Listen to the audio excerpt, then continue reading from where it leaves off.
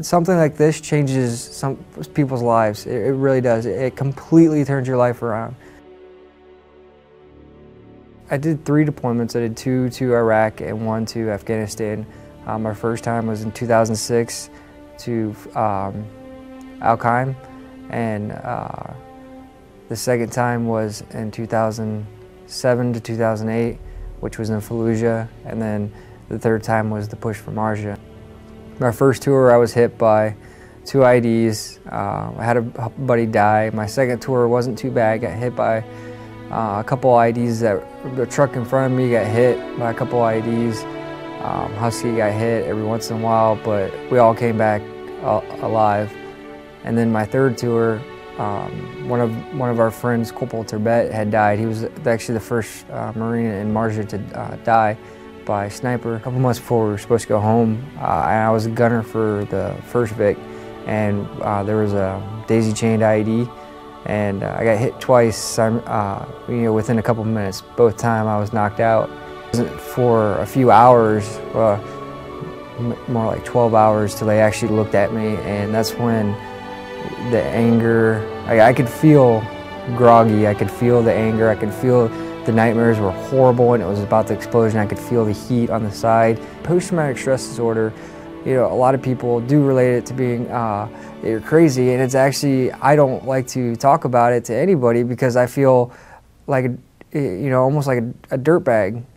People relate it to, you're weak, you need to suck it up basically and get back in the fight. You're able to move, you can fight. That's how everybody looks at it. Most Marines that have pride in themselves, they will bottle it up. And in fact, for me, the only reason that I seeked out treatment was because of my wife. We were engaged when he got blown up, and I was actually getting really mad at him because he was really mean. He completely changed, and I had no idea why. I didn't know what happened. And then a little bit later, somebody told me that, maybe you kind of want to take it easy on him because something happened, and, then I just felt bad because I was getting mean to him because I didn't understand why he was so short with me, impatient, and didn't want to talk.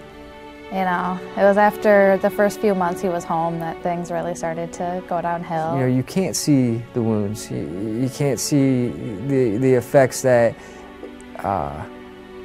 PTSD or TBI have on us. They relate it to general anxiety, insomnia. You can't sleep. You're always in nightmares.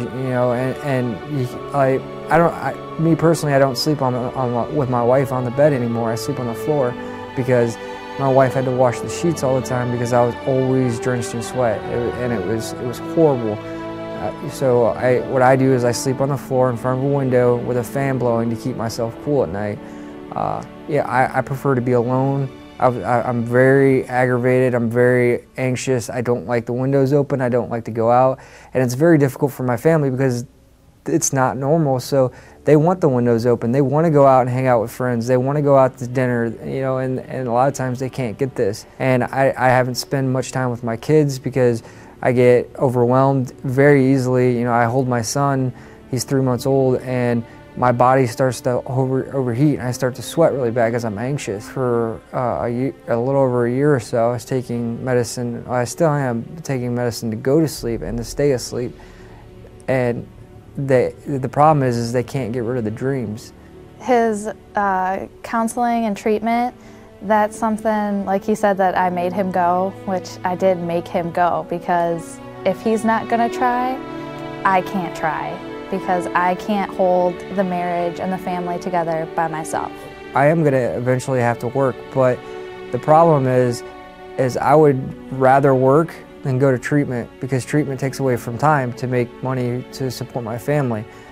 But the opportunity that has been given here with the home is I don't necessarily have to work as hard. I can work harder on treatment to get better for my family, and instead of worrying about working at whatever job I can get to pay for rent, to pay for the food, and to try and complete college. He does care, so he does go to treatment, even if it's not working as fast as he'd like it to, or as much as we'd like it to.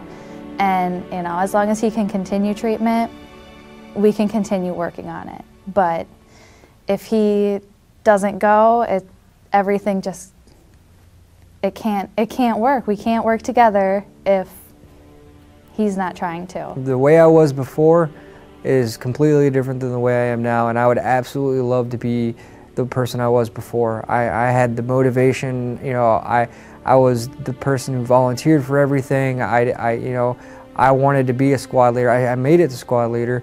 I wanted to go higher in the ranks, but once that blast hits you in the face, it's like hitting a wall, and it stops you. My wife, it's rubbing off on her. She's starting to get nervous about a lot of things, which is horrible, and I don't want to be like that. I want it to I want to be happy again. So with the home provided for the family from Homes for Wounded Warrior, I can focus on treatment. I don't have to work as hard at the job. I can go to my treatment, have a part-time job, and know that my family is in a safe place, know that they have a home to sleep at, know that they're gonna have food on the table, and that I'm gonna be able to get better, and I'm gonna have a good life with my family. It's our life that it's helped and changed, and you know, like you asked him, you know, what it was when we first found out about it. The entire stress of the household just, you know, you could feel it. The kids, you know, can feel it because they pick up on all the stress, and they know, even though they're little, and you know, the whole, yeah, they're happy because we can relax. It's insanely amazing to have someone help us and catch us.